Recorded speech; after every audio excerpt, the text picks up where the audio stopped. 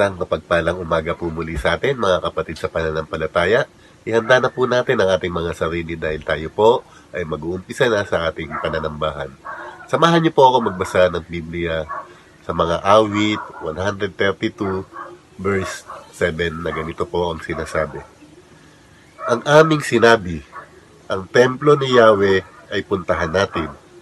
Sa harap ng trono, siya ay sambahin. Pagpalain nawa po tayo sa pagkabasa ng ating banal na kasulatan. Tayo pong lahat ay yumuko at manalangin. Dakilang Diyos, Ama namin sa langit ng mga pangyarihan sa lahat. Pinupurit, pinasasalamatan ka po namin sa buhay at kalakasan at ang mga biyayang aming natatanggap sa araw-araw. Dalangin po namin, O Diyos, ang patuloy na pag-iingat at proteksyon sa bawat isa sa amin laban sa virus na dala ng COVID-19 at gayon din ang lahat ng sakit na laganap sa aming paligid. Panginoon, patawarin mo po kami sa lahat ng aming mga kasalanan, maging ito man ay sa isip, sa salita at sa aming mga gawa. Dalangin po namin na gabayan mo po at pagkalooban ng karunungan mula sa iyo ang taong gagamitin mo po sa iyong pagbibigay ng mensahe sa umagang ito. Buksan mo po ang aming isip at puso na sa gayoy maunawaan, may sa puso at may pamuhay namin ang mga salitang aming maririnig. Ang lahat po ng ito ay aming inihiling at pinagpapasalamat sa tanging ngalan ni Jesucristo na aming Panginoon at aming tagapagligtas. Amen. Good morning po sa ating lahat mga kapatid. Good morning. Good morning. Ang bilis po ng panahon, no? Maraming pagbabago ang naranasan at mararanasan natin ngayon. Ngunit ang pagmamahal ng Panginoon, kailanman hindi magbabago. Amen po ba doon? Amen. Kaya patuloy po tayong umawit at magpuri sa ating Panginoon ngayong araw na ito. Let's sing our first song, One Way.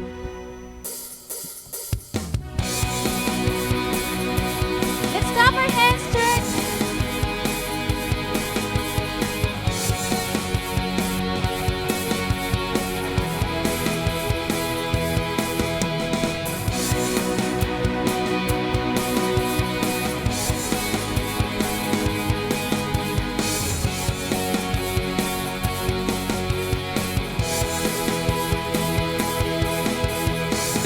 Lay my life down at your feet, 'cause you're the only one I need. I turn to you and you were always there. In troubled times, it's you I see. I put you first, that's all I need. I humble all I am, all to you. One way, Jesus, you're the only one that I could live for. One way, Jesus, you're the only one that I could live for.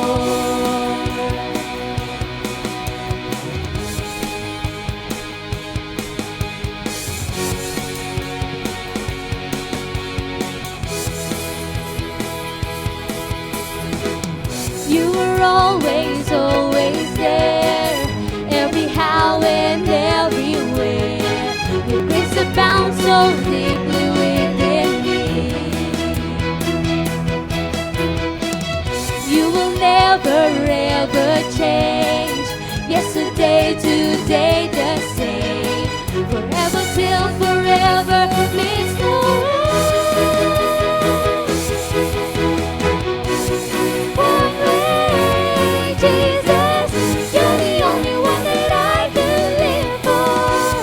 One way, Jesus, you're the only one that I could live for. One way, Jesus, you're the only one that I could live for. One way, Jesus, you're the only one that I could live for. You are the way, the truth, and the life. We live by faith and not by sight. For you, we're living all for you. You are the way, the truth, and the life. We live by faith and not by sight. For you, we're living all for you.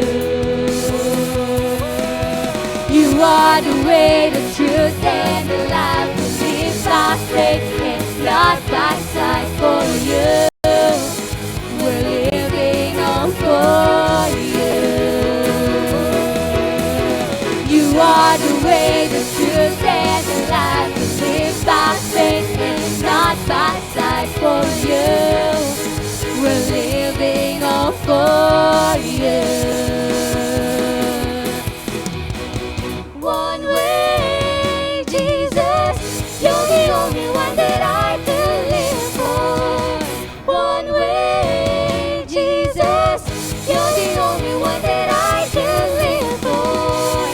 One way, Jesus, you're the only one that I can live for.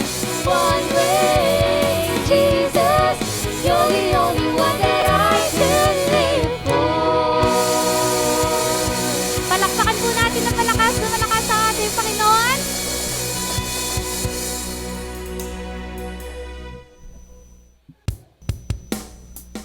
Patuloy po nating purihin ang Panginoon ngayong araw na ito.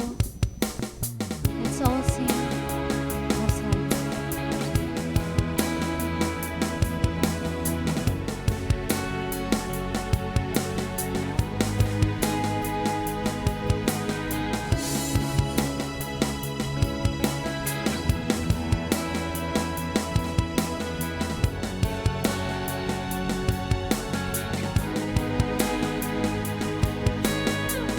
I see the King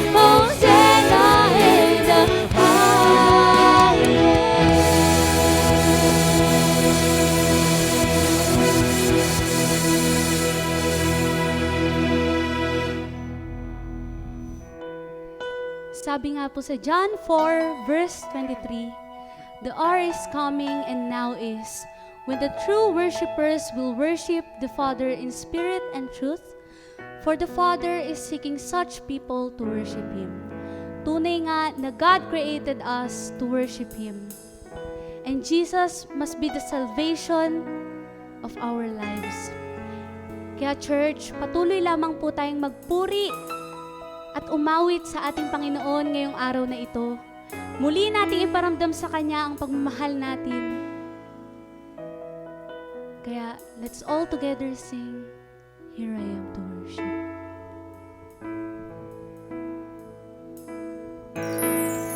Light of the world, you step down into darkness.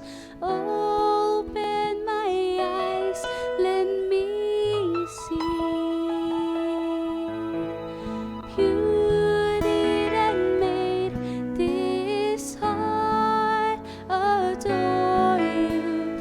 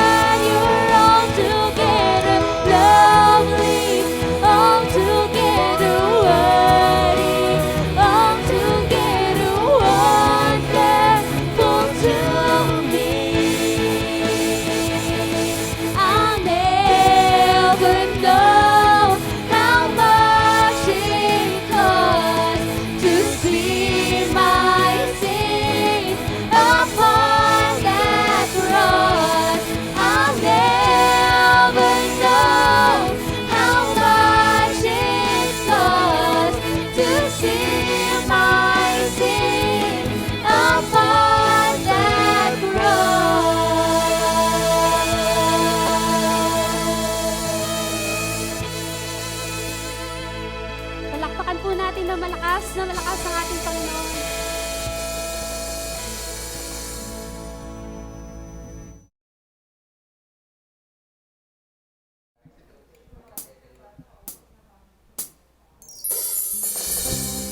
For our communion song, let's sing above all.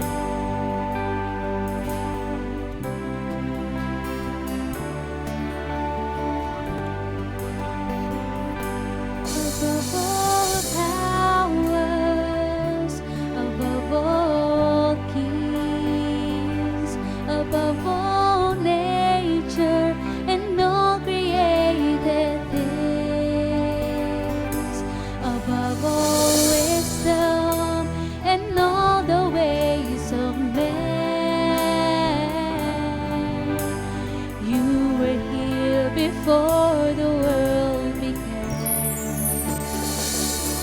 Above all kingdoms, above all thrones, above all wonders the world has ever known, above all wealth and treasures of the earth, there's no way to measure what you're worth.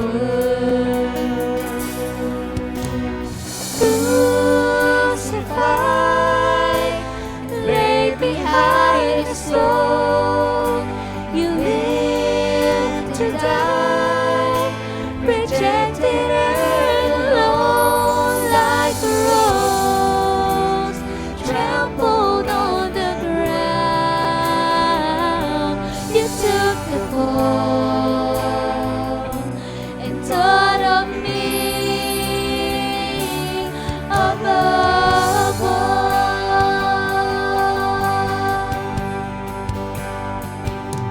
Above all kingdoms, above all thrones, above all wonders the world has ever known, above all wealth and treasures of the earth, there's no way to measure what you're worth. Crucified, laid behind the stone, you lived to die, rejected and alone like a rose, trampled on the ground. You took the fall and thought of me above all.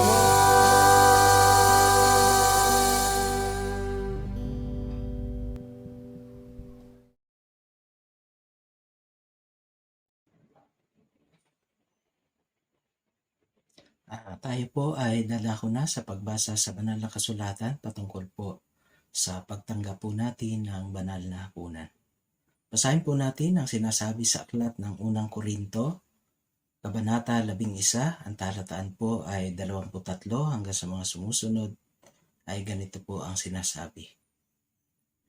Ito ang aral na tinanggap ko sa Panginoon at ibinibigay ko naman sa inyo.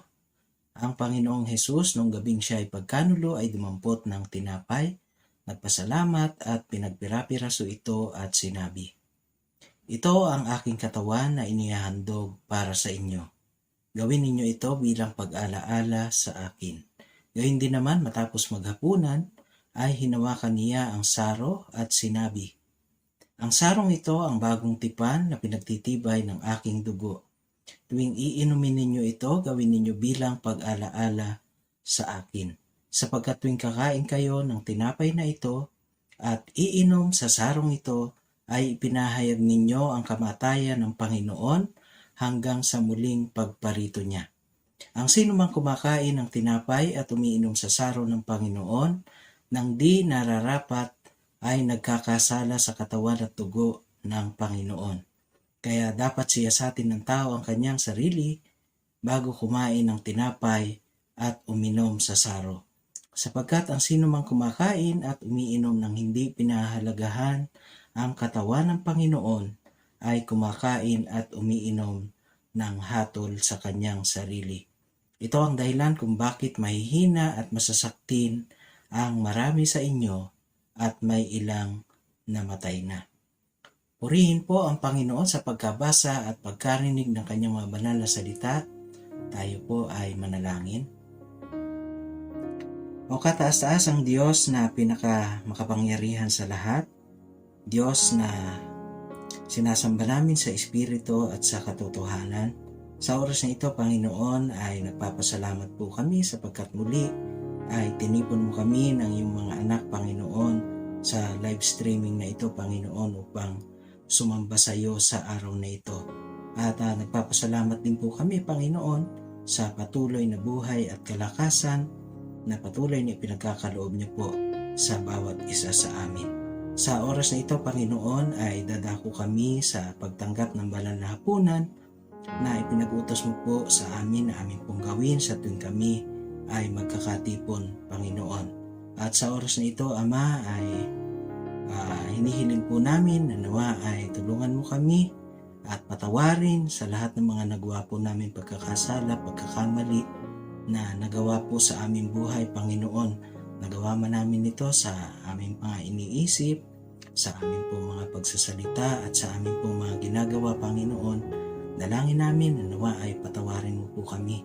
Linisin mo po ang aming buong pagkatao, pang sa gayon, Panginoon, ay maging karapat-dapat ang bawat isa sa amin sa pagtanggap ng banal na hapunan, Panginoon.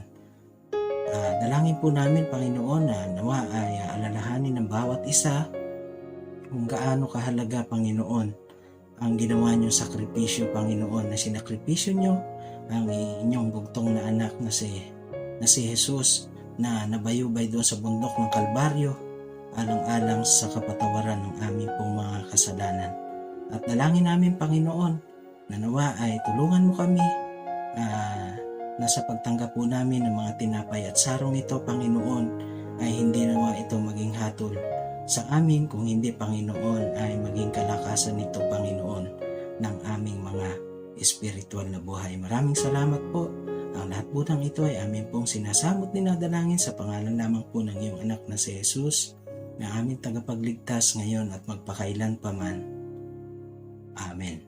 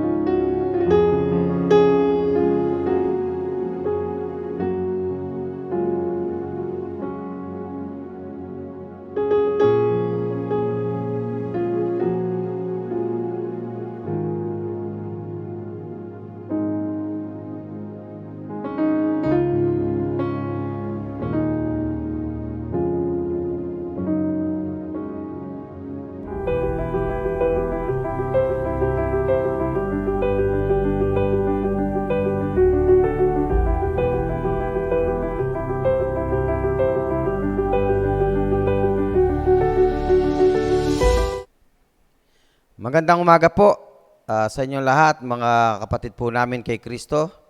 Muli po ay nagpapasalamat po tayo sa Diyos sa araw na ito na tayong mga anak niya ay magsama-sama to worship God in spirit and in truth. Nagpapasalamat po tayo dahil sa bawat pagkakataon ng buhay natin ay patuloy niya tayong ginagabayan, pinapalakas, at patuloy na napakalaking pribilehiyong magamit po tayo para sa kanyang ikararangal. Kaya nga po sa umagang ito, mga kapatid ko po kay Kristo, ihanda po natin ang ating mga sarili. Tayo po ay lumapit in the presence of God sa magitan po ng isang panalangin sa umaga pong ito. Dakilang Diyos na mahabagin at makapangyarihan sa lahat, kami po ay nagpapailang lang ng aming mga tinig na sa umagang ito, Ama, ay patuloy na nagpapasalamat kami sa iyong dakilang katapatan, sa iyong dakilang kabutihan sa bawat isa sa amin, sa iyong kalinga, sa iyong pagmamahal, lalo tigit, Panginoon, sa pagpapatawad na ibinigay mo po sa amin sa lahat ng mga mali namin na nagawa. Maging ito man ay sa isip namin, sa nasabi namin, at sa nagawa po namin. Sa aming paglapit muli sa iyo sa harapang ito, patuloy na kinikilala ka namin bilang aming Diyos na siyang manlilikha. Diyos na makapangyarihan sa lahat. Kaya naman sa umagang ito, Panginoon, ay hayaan mo na kami na iyong mga anak ay patuloy na itanghal ka, itaas ang iyong dakilang pangalan. Sapagkat marapat lamang na kami na nilikha mo ayon sa iyong larawan, ay magpatuloy kaming sumamba sa iyo at magpuri sa iyong dakilang pangalan. Kaya naman sa umagang ito, patuloy naming dalangin, Ama, sa magitan ng iyong banal na Espiritu. Alalayan mo po kami, Ama. Nawa po ay sa umagang ito ay maging karapat-dapat kaming humarap sa iyo bilang iyong mga anak. At patuloy kong dalangin, Ama, na bigyan mo kami ng karunungang mula sa iyo, na sa lahat ng aming maririnig na iyong mga salita ay maintindihan namin ito, God, at patuloy na may apply namin sa aming buhay bilang iyong mga anak. Aking dalangin, Ama, alalayan mo po ang bawat buhay namin. Nawa, Panginoon, ay patuloy na iyong lingkod na gagamitin mo, ay patuloy kong dalangin, itago mo siya sa iyong banal na presensya, upang sa magkagayon, Ama, ay ikaw lamang ang makita po namin at maramdaman namin your presence, Father, this morning.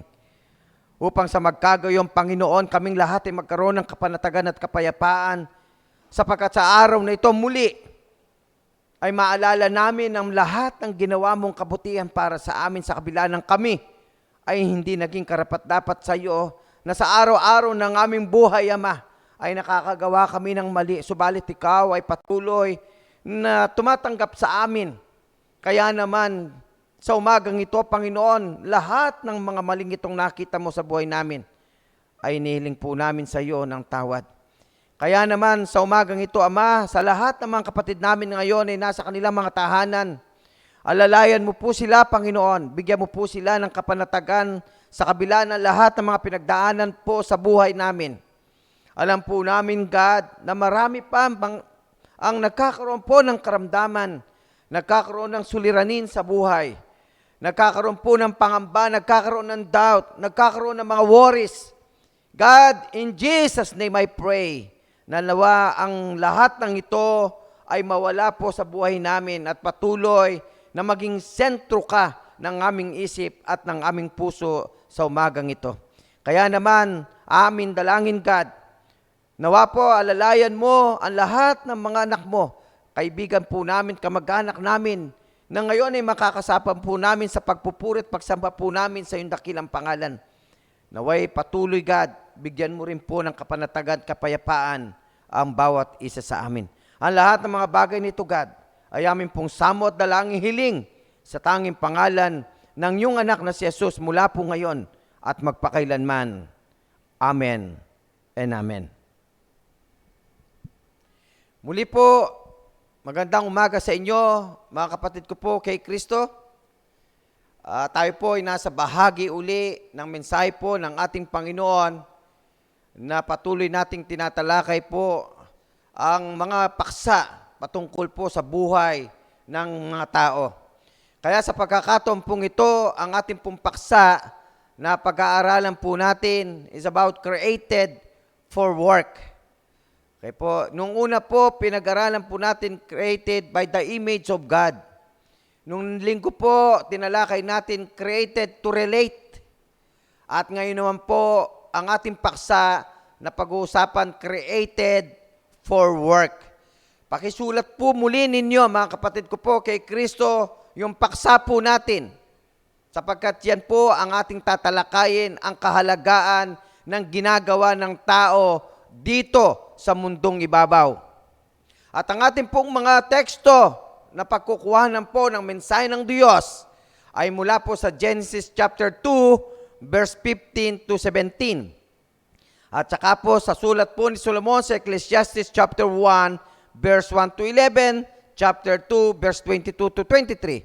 At saka po sa sulat ni Apostol Pablo sa taga-Colosas chapter 3, verse 23 to 24. Yan po yung mga passages na atin pong tatalakayin kung ano ang ibig iparating sa atin sa kalooban ng Diyos at malaman ng tao ang kahalagaan ng kabutihan ng Diyos at malaman din ng tao kung ano ang kanyang ginawa at malaman din ng tao anong halaga ng ginagawa ng tao dito sa mundong ibabaw. Kaya nga po alam po ninyo, meron pong sinabi si Thomas Jefferson, ang sabi po niya, I am greater believer in luck, and I found the harder I work, the more I have of it. Kaya napakahalaga po na sinasabi po niya na sa buhay ay naniniwala siya sa tinatawag po nating lucky. Okay? Pero tignan po ninyo yung sinabi po niya, and I found the harder I work.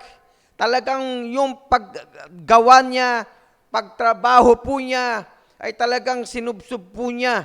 Okay? Talagang ginawa po niya ang lahat ng makakaya po niya na trabaho, na gawain dito sa balat ng lupa. Yan po yung sinabi ni Thomas Jefferson.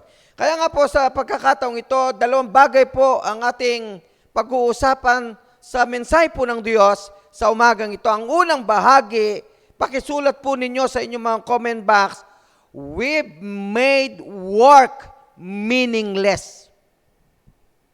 Alam po ninyo, sa mga nagdaang mensahe po natin, kung kayo po ay nakasubaybay, doon pa lang sa created by the image of God, tinalakay na po natin kung anong kahalagaan ng pagkalika ng tao sa kalarawan ng Diyos at kung paanong lahat ng ginagawa ng tao ay talagang napakahalaga po. Okay? Sapagkat created for work. Okay? Ang tao po ay linikha ng Diyos sa maraming bagay. Okay? Para magawa ng tao kung paano siya magpuri sa Diyos, kung paano niya sambahin ang Diyos. Okay po, yun yung mga mandato ng tao kung bakit linikha ng Diyos ang tao. Okay, para meron pong sumamba sa Diyos, meron magpuri sa Diyos. Okay po, kaya nga napakahalaga po yung tungkulin o yung mandato ng tao para sa Diyos. Kaya lang sa pag-aaral natin sa mga nagdaang linggo, ang tao po ay nagkamali sa harapan ng Diyos. Kaya nga po doon sa pagkakamali niyang yan, yung lahat ng kanyang ginagawa ay tinatawag nating nawalang kabuluhan. Yung lahat under the sun ay nawalan ng kabuluhan, mga kapatid ko po kay Kristo. Kaya nga po alam po ninyo, ang sabi po doon sa Genesis, chapter 2, verse 15 to 17, mga kapatid ko po kay Kristo ang wika ng Biblia. At kinuha ng Panginoong Diyos ang lalaki, at inilagay sa halamanan ng Eden upang kanyang alagaan at ingatan. Tignan po natin ang talata ng Biblia. At iniutos ng Panginoong Diyos sa lalaki na sinabi, sa lahat ng punong kahoy sa halamanan ay makakakain ka na may kalayaan. Datapwat sa kahoy ng pagkakilala ng mabuti at masama ay huwag kang kakain, sapagkat sa araw na ikaw ay kumain niyon, ay walang pagsalang mamamatay ka.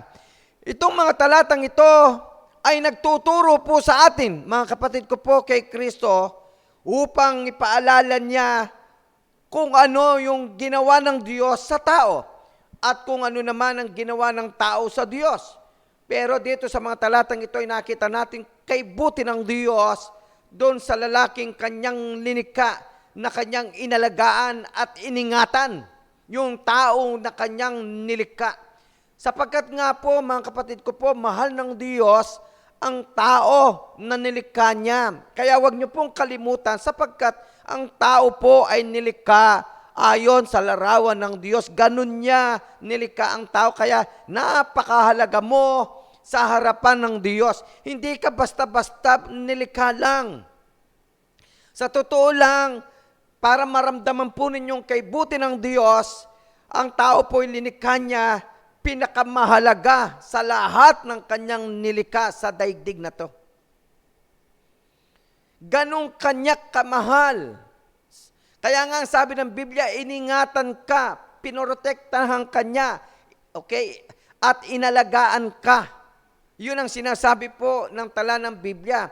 Kaya lang, ang sinabi ng Diyos, okay, lahat ng bagay na yan ay sa halaman ng Eden. Makakain mo. Kita po ninyong kay buti ng Diyos. Okay, lahat ay nag-provide, binigay ng Diyos ang lahat sa tao. Kaya lang nagbigay lang siya ng kautusan na merong siyang hindi dapat kainin at yun yung puno ng bunga ng puno ng pagkaalam ng mabuti sapagkat sa araw nakakainin niya yan ay walang pagsalang mamamatay siya. Alam po ninyo, ito po yung dapat malaman ng tao na sa kabila ng pagmamahal ng Diyos ay mayroon siyang isang kautusan na dapat sundin ng tao. Pero dito bumagsak ang tao, dito nabigo ang tao na sumunod at sundin ang kagustuhan ng Diyos na siyang milikha sa kaniya. Nang ibabaw sa tao, yung pagnanais niya sa sarili niya. Nang ibabaw sa tao, yung pagnanasa niya sa sarili niya. Nang ibabaw sa tao, okay po, yung gusto niyang maging kagaya ng Diyos. Okay? Nang ibabaw sa tao, yung kasakiman. Okay? Yan ang nangyari sa tao. Kaya nga po, dito sa pagkakataong ito, nakita natin, nung una kay buti ng kanilang kalagayan, subalit nung siya magkasala na, lahat ng kanyang gawa dito sa mundong ito, nawalan ng kabuluhan ang lahat ng gawa. Kaya nga po, yung unang bahagi po natin, hindi po, we've made work meaningless. Kaya nga po, alam po ninyo, meron po sinabi si Solomon, at ipinaliwanag po niya yan, yung sinasabi ko po ngayon, ay sinabi po ni Solomon. Actually po, yan po yung sinabi niya in Ecclesiastes chapter 1, verse 1 and 2. Ang sabi po ng Biblia, mga kapatid ko po kay Kristo, ang mga salita ng mga ngaral, anak ni David, hari sa Jerusalem, walang kabuluhan ng mga walang kabuluhan. Sabi ng mga ngaral, walang kabuluhan ng mga walang kabuluhan. Lahat ay walang kabuluhan. Bakit sinabi po ni Haring Solomon ang lahat ng mga bagay na ito? Bakit sinasabi niya na lahat ng bagay ay walang kabuluhan? Walang kabuluhan. Sa kasaysayan ng kanyang buhay, nais ko lang ipakilala po sa inyo si Haring Solomon na binigyan ng karunungan ng Diyos kanino man at na-experience niya ang lahat ng bagay under the sun. Napakayaman niya nung panahon po niya, nung siya'y nandito, marunong siya, tabagat binigyan ng karunungan ng higit kanino man sa panahon po niya. Walang hihigit sa kanya, sa karunungan na taglay po niya. Walang hihigit sa kanya. Subalit sa pagkakataong ito, bakit gayon ay sinasabi niya na walang kabuluhan ang lahat ng mga bagay at walang kabuluhan? You know why? Sapagkat ito yung nakita niya sa buhay ng tao. Sapagkat ito yung namasdan niya. Ito yung nakita niya na lahat sa ilalim ng araw ay uuwi lang sa walang kabuluhan. Ano mang gawin ng tao dito sa lupang ibabaw, magpakapagod man siya, ibigay man niya ang lahat ng kanyang panahon dito sa balat ng lupa.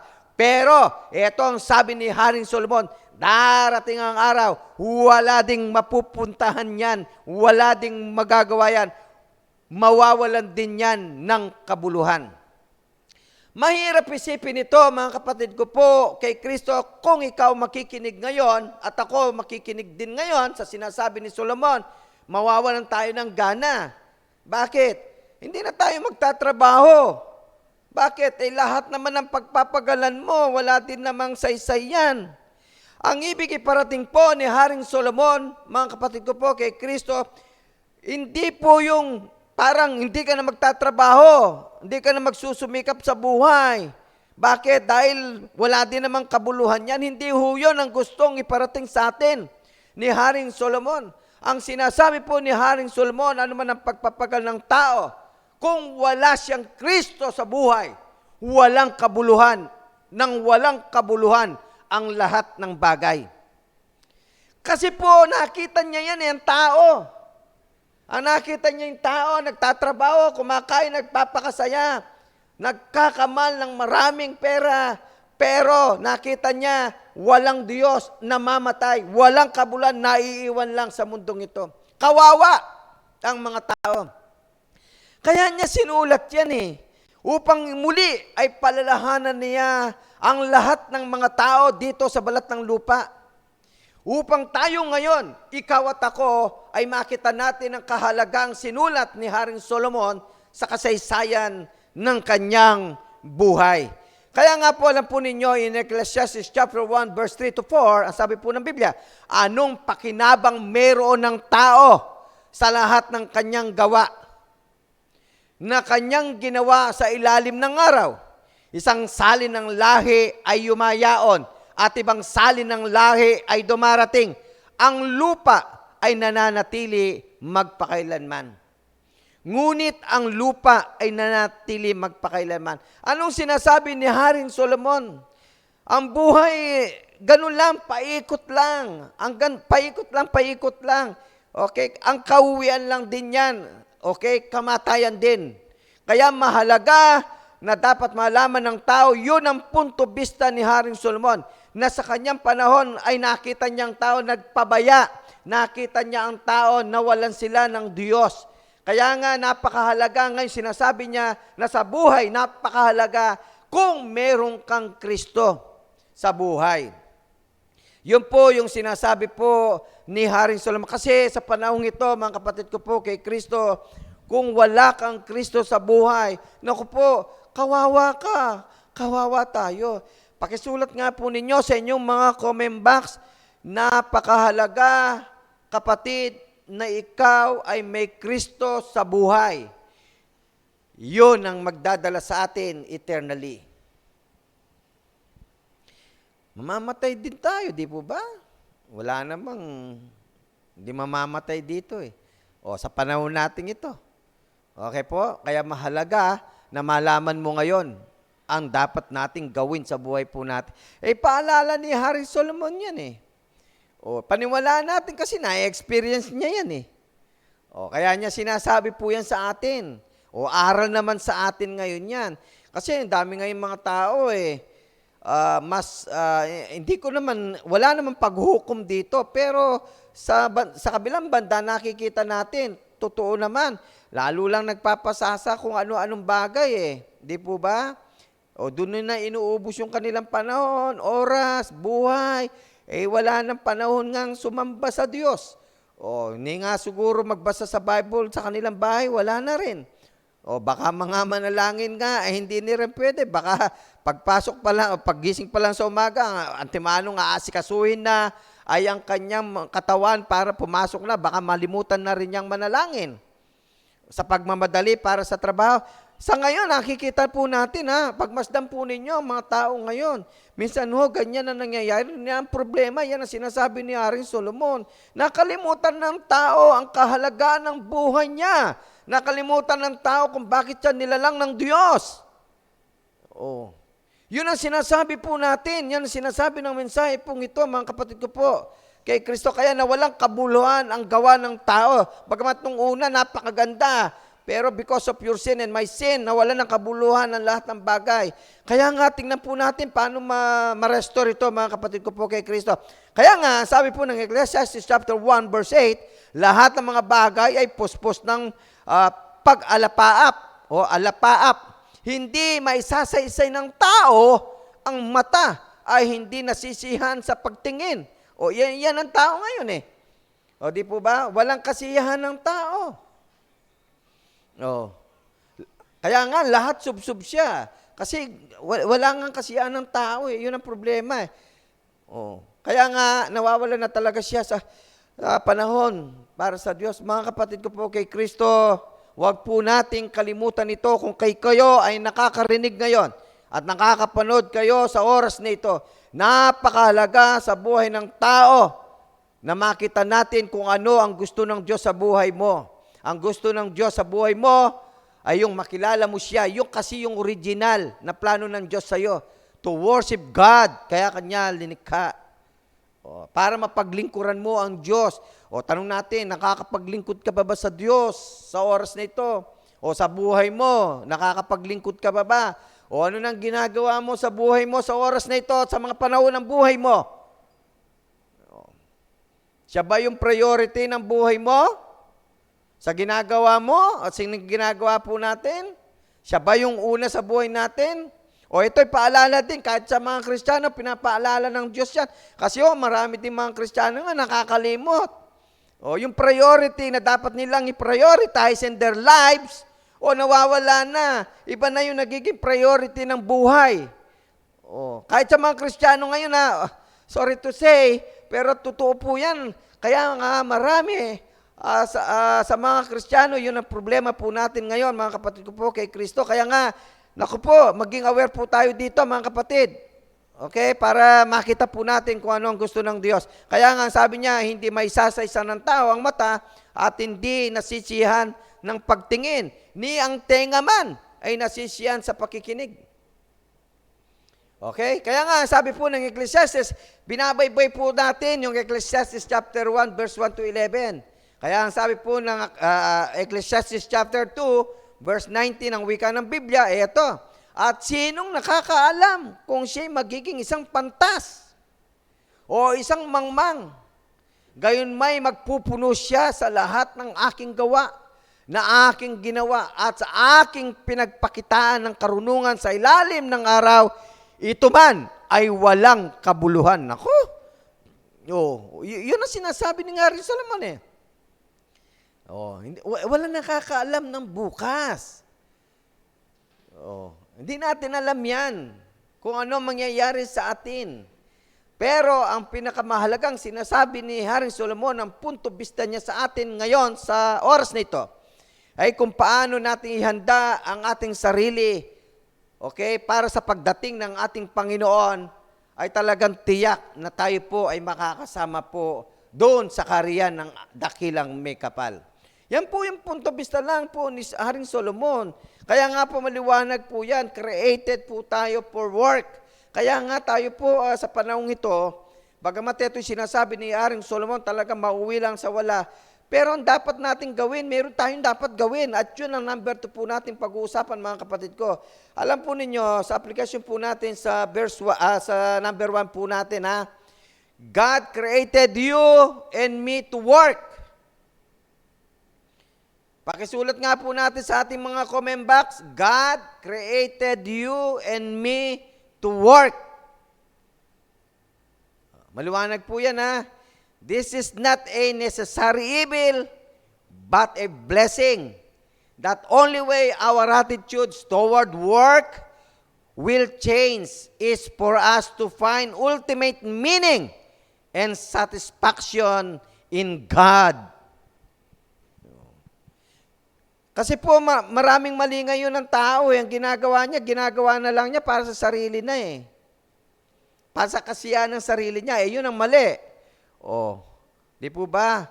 Dapat kung masaya ka, okay lang, magsaya ka sa sarili mo. Pero, dapat nabibigyan mo din ng kasiyahan ng God sa ginagawa mo.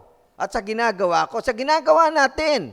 Okay. Masaya ka na, lalo ka pang sasaya. Bakit? Nabibigyan mo ng kaluguran ng Diyos sa ginagawa mo sa tinatrabaho mo Di po ba? Kung ano man yung mga plano mo sa buhay, nabibigyan mo ng kaluguran ng Diyos. Yun ang sinasabi po ng mensaheng ito. Kaya maliwanag sa number 1 po natin kaya nawalan ng kabuluhan ng lahat ng yan because of disobedience. Okay, yun ang nangyari. Pero, meron pong chance yan. May mababago po dyan. Yan ang number 2 po natin na pag-uusapan, mga kapatid ko po kay Kristo. Pakisulat muli po ninyo sa inyong mga comment box. Jesus restores works meaning.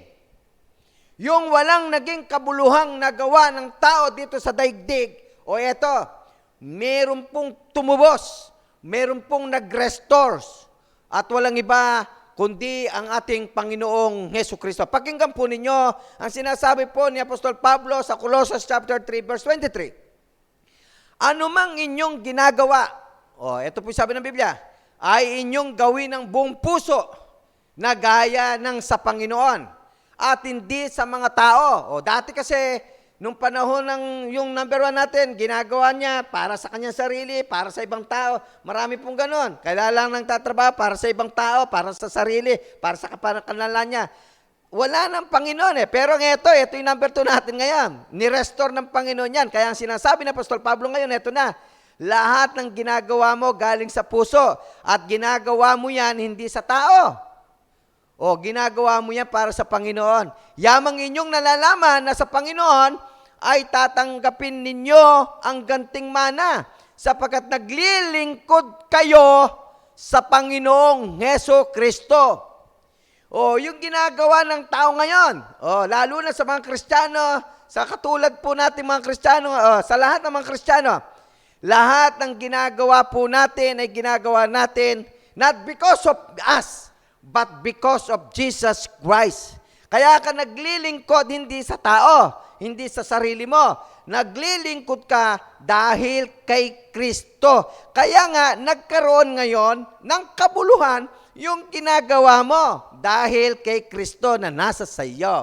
Kaya nga mahalaga ngayon, yung bawat tinatrabaho natin, yung lahat ng plano natin sa buhay, yung gusto nating minimithi, yung na-achieve natin, yung na-attain natin, may kabuluhan na yan. Bakit? Kasi ginagawa mo yan, hindi para sa ibang tao. Ginagawa natin yan sa ikararangal ng pangalan ng ating Panginoong Hesukristo. Yun ang mahalaga. Yan po, na-restore na. Dati walang kabuluhan. Under the sun, walang kabuluhan. Pero ngayon, dahil may Kristo ka na, lahat ng ginagawa mo para sa Diyos, meron ng kabuluhan. Yan ang sabi po ng tala ng Biblia. Kaya nga po, alam po ninyo, meron pong isang book, yung tinatawag nating explicit gospel ni Matt Chandler. Ang sabi po niya, show how the work of Christ redirects our hearts and redeem our work. Napakaganda po ang sinabi po dyan. Ano sabi niya? Whether you believe in God or not, you are living. Okay? Maniwala ka man sa Diyos o hindi, buhay ka. Totoo naman yan di ba? Walking. And wearing His staff. He gives gifts to all. Food, drink, work, friends, and family. Lahat yan. Matatamasa ng tao. Basta siya'y nabubuhay. Maniwala ka man sa Diyos o hindi mapapasaya, magkakapamilya ka, kakain ka, iinom ka, magkakakaibigan ka, ma-attain mo yan Magkakaroon ka ng kayamanan dito sa lupa, makukuha mo lahat yan. Pero ito yung maganda, but only, huwag niyo kalimutan to, but only the children of God, only those who believe in Jesus receive the gift of lasting enjoyment. Nako, ito yung maganda ngayon na sinasabi ni Matt. Yung lahat po daw ng anak ng Diyos na naniniwala kay Jesus, yung enjoyment nila, everlasting.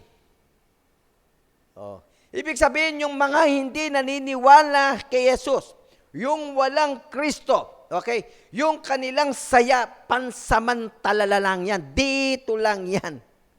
Oh. Pero sa mga katulad po ninyo, mga anak ng Diyos, okay, na naniniwala kay Jesus, na dinadirect ng ating Panginoon, redirect yung heart natin and redeem our work, o ito, yung enjoyment natin, a lasting enjoyment.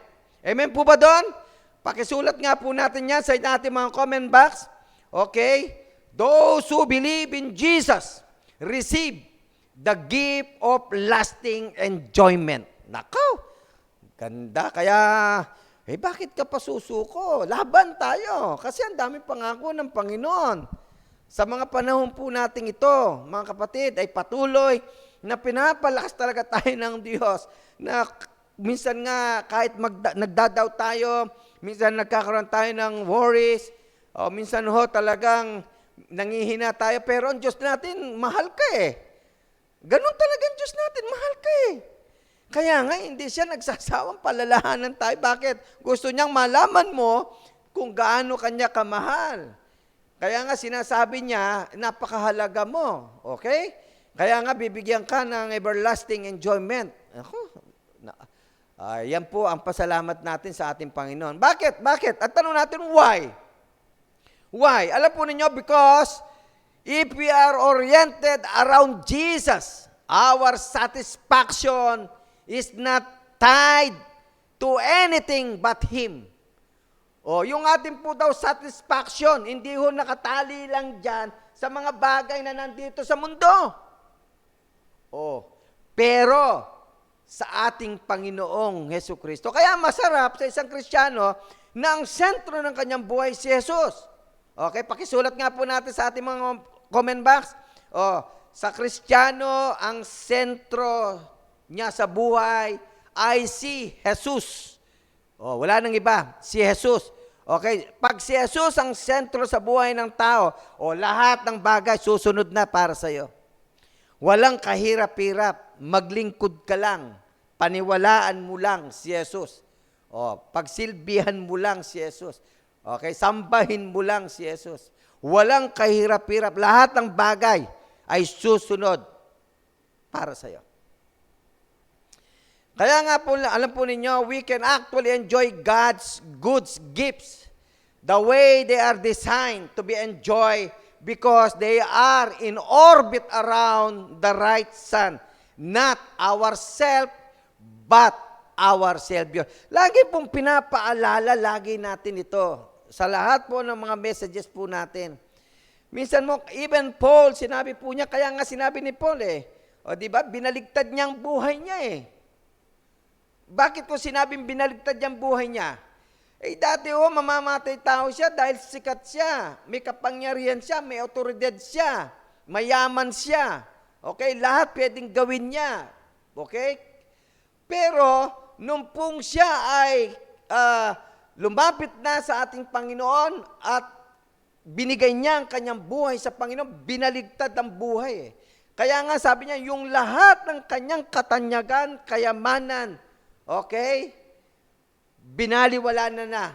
Okay, itinuring niyang isang kalugihan. Okay, kundi sinunod niya ang ating Panginoong Hesukristo.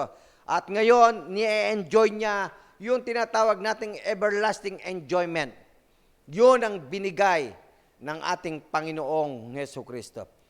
Sa umagang ito, mga kapatid ko po, kay Kristo, hindi ko sinasabi na baliwalahin po ninyo ang inyong tinatangkili to follow Jesus. Pero ang punto bista lang po ng mensaheng ito ngayon, sa ating mga anak ng Diyos, dapat ang priority natin ay ang ating Panginoon.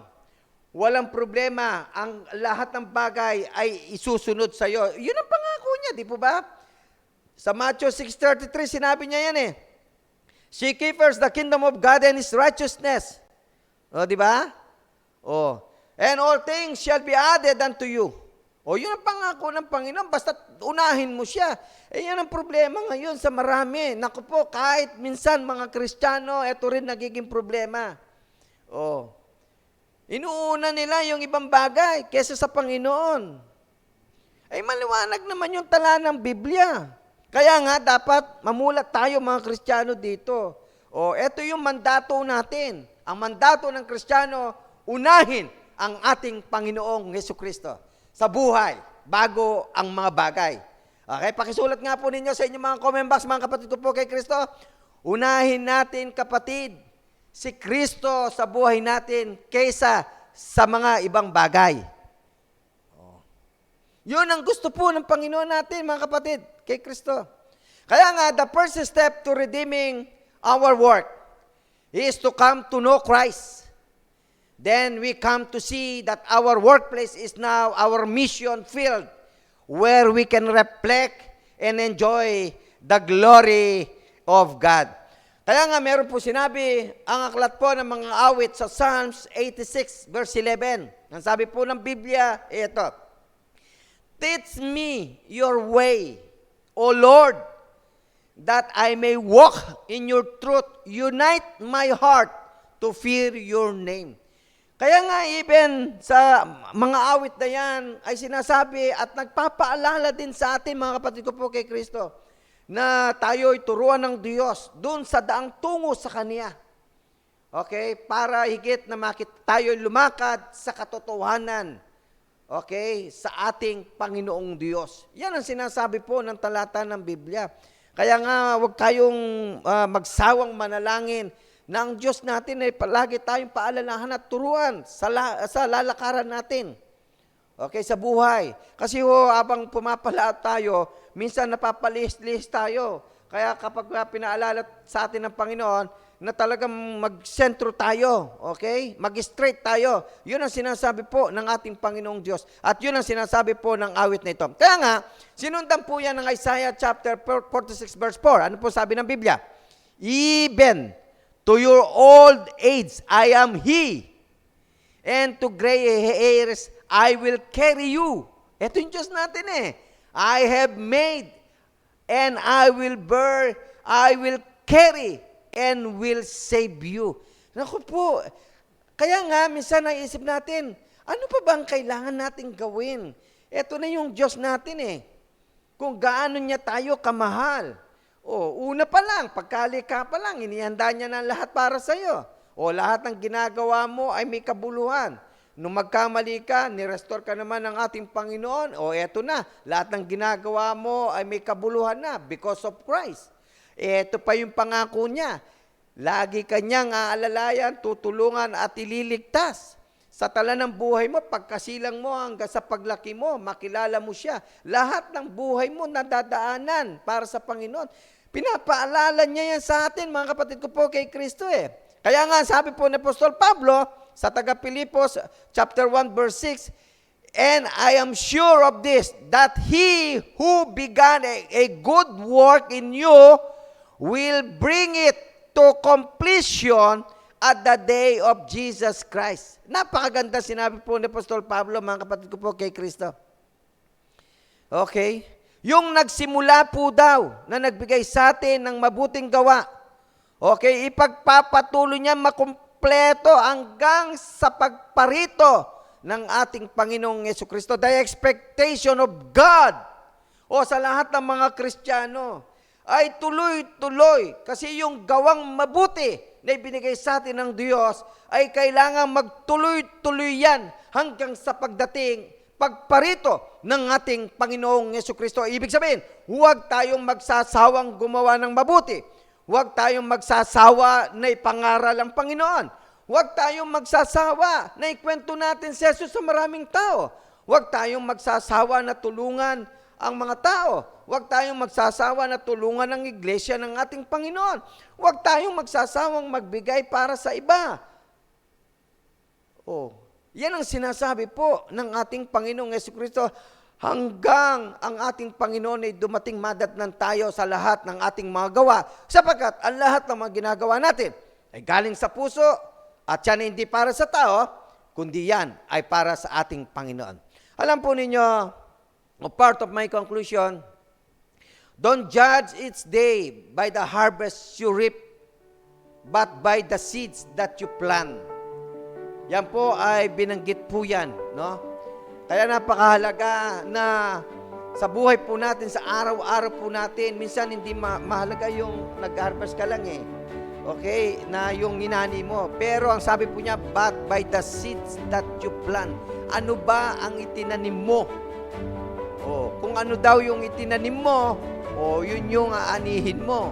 Kaya nga, kung magtatanim ka ng mabuti, okay, at magtatanim ng mga gawang para sa Panginoon, okay, ginawa mo yung gusto ng Panginoon, eto, katumbas, mag-aani ka ng lahat ng mabuting galing sa ating Panginoon. Kaya nga po sa umagang ito, mga kapatid ko po kay Kristo, ang mensahe po natin, created for work. Tandaan po natin yan.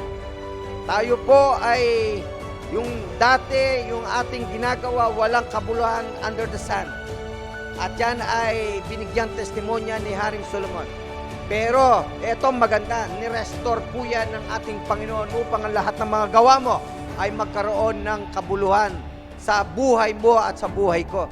Kaya nga napakasarap na ngayon malaman mo na lahat ng ginagawa mo sa araw-araw ng buhay mo ay mahalaga sa harapan ng Panginoon sapagkat yan ang ginagawa mo ay hindi para sa tao, kundi yan ay ginagawa mo para kay Kristo. Kaya nga mga kapatid ko po kay Kristo sa umagang ito, magpatuloy po tayo. Huwag po tayong magsawa, huwag po tayong manghinawa. Tuloy-tuloy po tayong maglingkod at bigyan ng parangal ng ating Panginoong Diyos sa magitan ng inyong buhay at sa magitan ng aking buhay. At sa lahat ng aming mga kababayan, sa oras na ito, napakahalaga mga kapatid ko po, kaibigan po namin, na merong Kristo sa buhay. O anuman ang mangyari sa atin, mahalaga na merong kang Kristo. Ang buhay po daw natin ay may kawakasan. Hindi ho tayo mananatiling buhay dito sa mundo. Wag tayong papayag na mamamatay tayo na walang Kristo sa buhay. Sapagkat kapag tayo namatay na walang Kristo, naku po, yan ang pinakamali sa buhay po natin sapagkat ibinigay ng Diyos ang lahat. Ipinaalam niya sa tao ang dapat niyang gawin. Kaya ito po yung dapat nating gawin. Habang tayo ay nabubuhay, habang tayo ay huminga, okay, kilalanin natin, tanggapin natin ang ating Panginoong Jesucristo at patuloy na paglingkuran po natin sa buhay po natin hanggang sa huli ng ating mga buhay. Kaya nga po sa umagang ito, nawa ang mensaheng ito ay nagbigay muli sa atin ng kamalayan at nagbukas sa atin ng isipan at nakadagdag din ng karunungan sa atin upang patuloy na maging kalakasan po natin sa buhay natin bilang mga anak ng Diyos. At sa ating pagpalaot, sa ating paglakad, ay patuloy na maging kalakasan natin ang lahat ng kanyang mga salita. Panalangin ko, bawat isa sa atin, nawa po'y manatili tayong maglingkod sa Panginoon hanggang sa pagdating ng ating Panginoong Jesucristo. Pagpalain po kayo ng dakilang may kapal at panalangin ko, nawa ay ingatan tayo, proteksyonan tayo habang tayo'y nabubuhay sa mundong ito. God bless us all.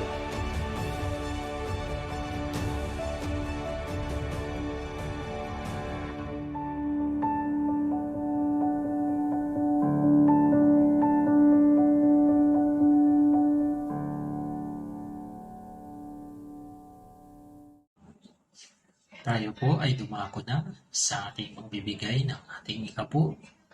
Bago ang lahat, ating munang pakinggan ang salita ng Diyos na matatagpuan sa Nehemiah 13 verse 11 to 13. Ito po ang kanyang sinasabi. Nagalit ako sa mga namamahala at sinabi ko, bakit pinabayaan ninyo ang templo ng Diyos? Kaya pinabalik ko ang mga Levita at ang mga awit sa templo at muling pinagtrabaho sa kanilang tungkulin. Dahil dito, ang lahat ng mamamayan ng Juda ay muling nagdala ng 10 bahagi ng kanilang mga inaning butil, anak at langis at inipon ang mga ito sa mga bodega. Pinamahala ko ang paring si Silenias sa Sadok na dalubhasa sa kautusan at si Pideas na isang Levita. Pinatulong ko sa kanila si Hana, anak ni Sakor at apo ni Matias. Alam kong mapagkakatiwalaan sila na mamamahagi ng mga pangangailangan ng kanilang kasamaan. Muriin nawa ang pagkabasa at pagkarinig sa banal na salita ng Diyos. Tayo po'y tumuko at tayo po'y manalangin. O Diyos namin, makapangyarihan sa lahat, lubos po kaming nagpapasalamat sa inyo, Ama, sa buhay at kalakasan na inyong pinakaloob ngayong araw na ito. Naway Panginoon, tulungan mo po ang bawat isa sa amin na naway makapagbigay at makapaghandog sa inyong banal na Ama. Naway Panginoon, tulungan mo rin po ang aming mga kapatid na nangangailangan ng kanilang mga trabaho, na naway mabigyan po sila ng kanilang trabaho upang sa ganon makapagbigay sila ng kanilang bahagi. Naway Panginoon, tulungan mo rin po ang mga kapatid namin mga may negosyo na naway palaguin mo ito, Panginoon. Naway Panginoon, tulungan mo rin po ang aming mga kapatid na mga may trabaho na naway pagbutihin mo pa ito at bigyan mo sila ng samat na karunungan upang mas lalo silang lumago, Panginoon. Naway Panginoon, idinadalangin ko po na lahat ay makapagbigay ng iyong ikapu, Panginoon. Naway Panginoon, i-bless niyo rin po ang aming mga kapatid na nasa malayo at naway makapagbigay rin po sila ng kanilang ikapu, Panginoon. Naway Panginoon, idinadalangin ko rin po sa inyo na ang lahat ng aming mga lilikomit ngayong araw na ito ay gagamitin namin sa inyong pagpapalaganap ng iyong banal na salita at pagpapatayo ng iyong banal na templo. Purihin nawa ang aming mga dalangin, Panginoon. In Jesus' name pray. Amen.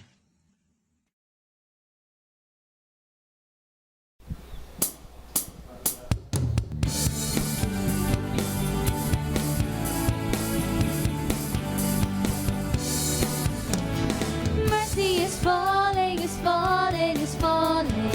Mercy is falling like a sweet spring rain. Mercy is falling all over me. Mercy is falling, is falling, is falling.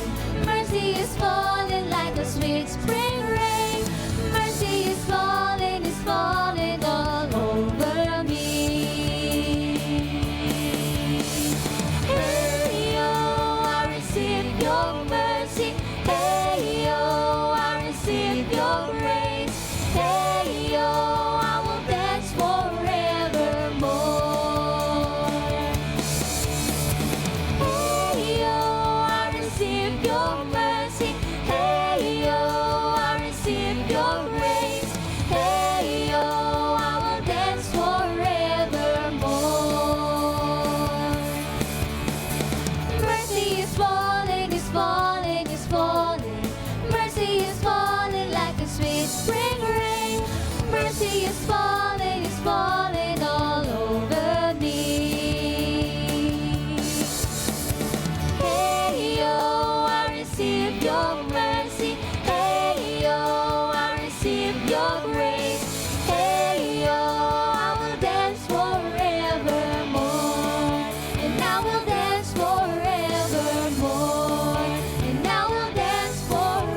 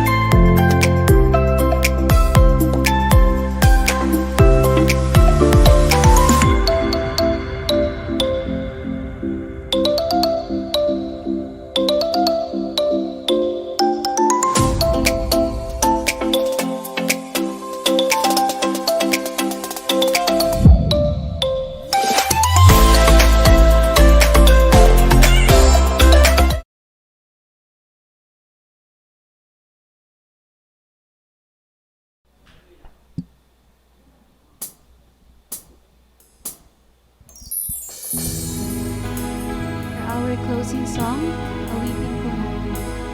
Wonders.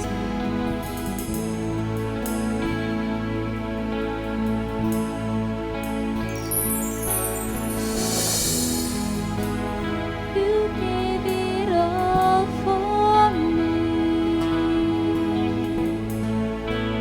My soul desire, my everything, and all I am is devoted to you.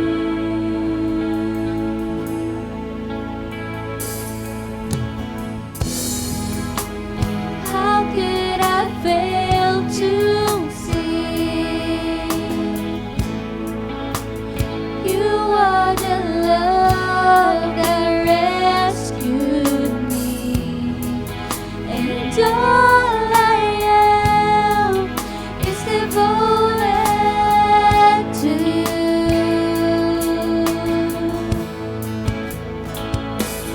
And oh, how could I not be moved, Lord, here with you? So have your way in me, 'cause Lord, there is just one thing that I will say.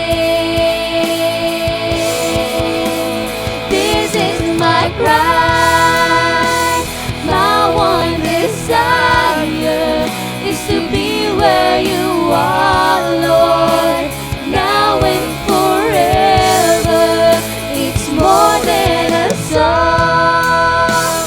My one desire is to be with you, is to be with you, Jesus.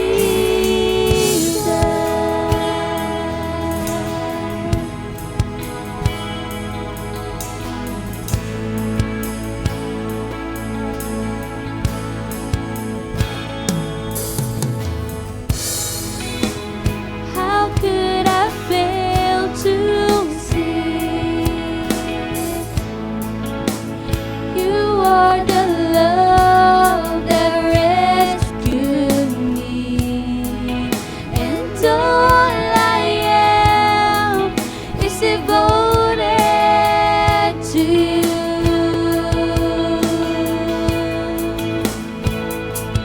And oh, how could I not be moved, Lord, here with you?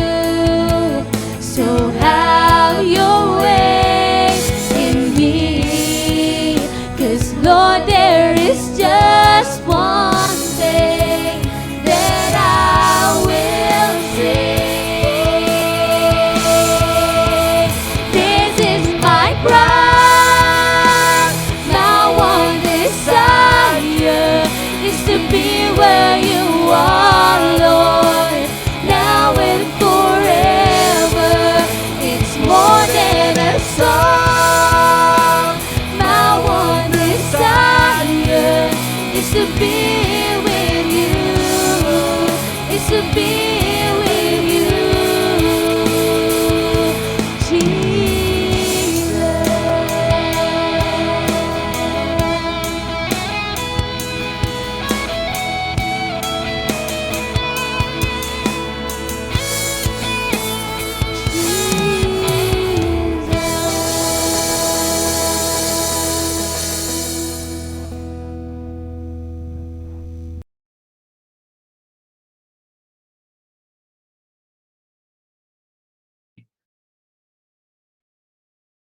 Tayo po ay ako na mga kapatid ko kay Kristo sa closing prayer.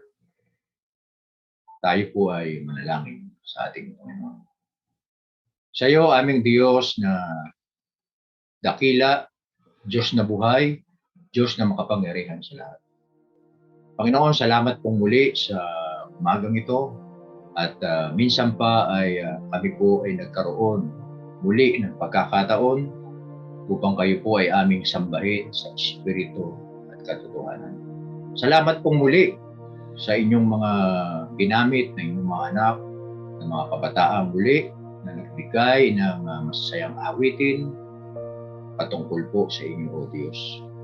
Salamat din po sa media team ng Imus Church of Christ na laging ginagampanan ang kanilang mga tungkulin upang mapaganda ang live streaming nito sa FB upang mapanood ng malakas at malinaw kahit saan lugar, maging dito sa aming bansa at ganoon din po sa ibang bansa rin, O Diyos. Salamat din po muli sa karunungang ipinagkaloob nyo sa inyong mensahero na si Pastor Enrico Puno, na muli niyang na-deliver ang inyong mensahe na malinaw at malakas at naintindihan ng bawat isa.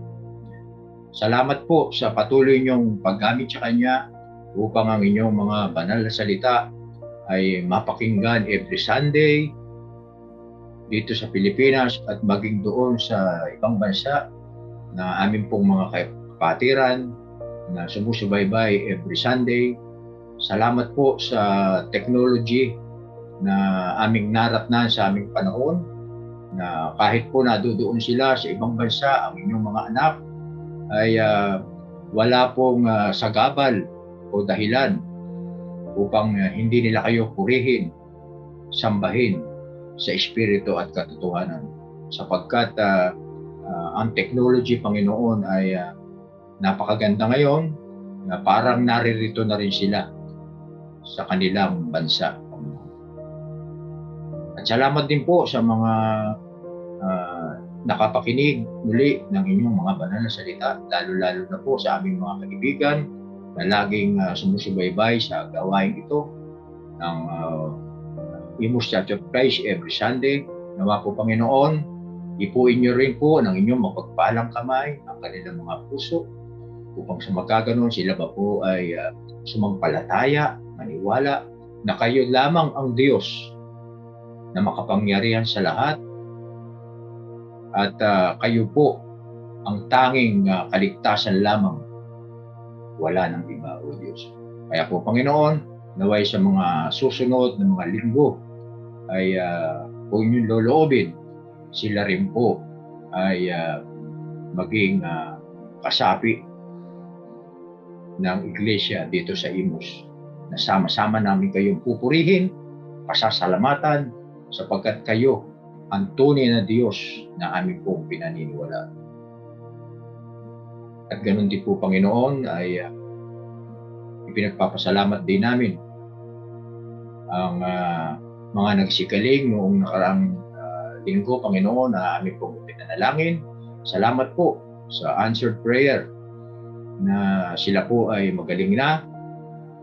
At ganun din po, dalangin namin lahat po ng may mga karamdaman pa sa mga sandaling ito. Muli po, ipuin niyo po ng inyong mapagpalang kamay ang aming po mga kapatid upang sa magkagayon, sila rin po ay gumaling na sa kanilang mga karamdaman. At dalangin ko rin po, Panginoon, na yung mga COVID-19 nawa po ay mawala na ng lubusan sa aming bansa at tuluyan na pong manumbalik ang dating normal na buhay po natin. Kaya salamat po, Panginoon, sa mga dasal namin na inyong pinakinggan, na ngayon po ay kakaunti na ang mga nagkakasakit ng COVID-19, O Diyos. Purihin ka sa inyong dakilang pangalan, O Diyos.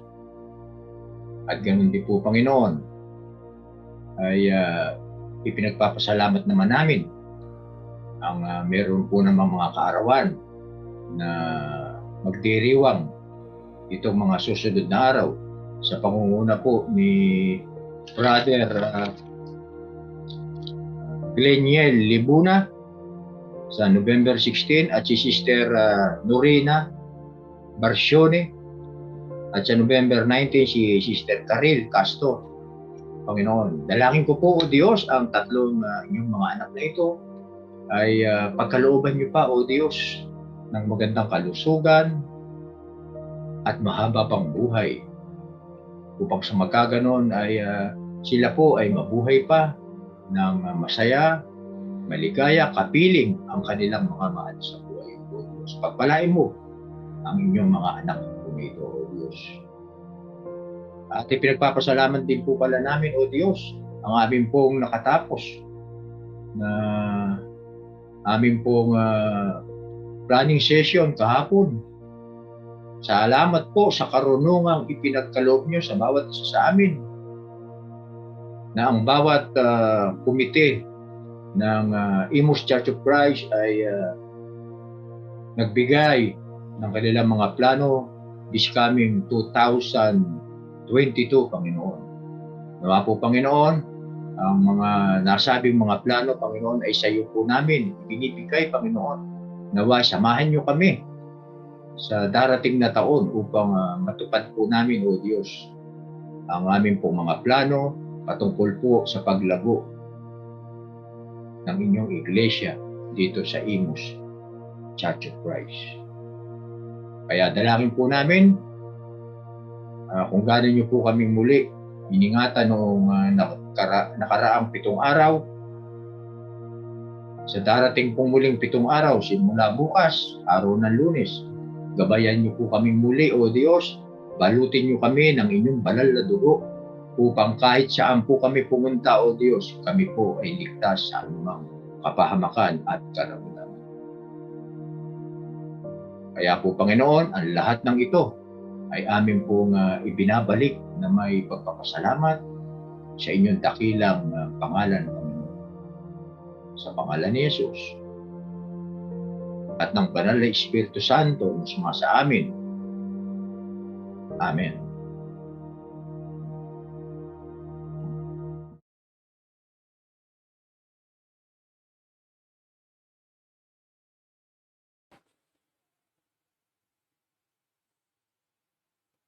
Mga kapatid, sa ating pong pagkakahiwa-hiwalay, tanggapin natin ang pagpapala ng ating Panginoon sa Kanya na makakapag-ingat sa inyo upang hindi kayo magkasala at makakapagharap sa inyo ng walang kapintasan at may malaking kagalakan sa Kanyang kaluwalhatian sa iisang Diyos na ating tagapagligtas sa pamamagitan ni Jesucristo na Panginoon natin. Sa Kanya ang kaluwalhatian, kadakilaan, kapamahalaan at kapangyarihan mula pa noong una, ngayon at magpakailanman. Amen.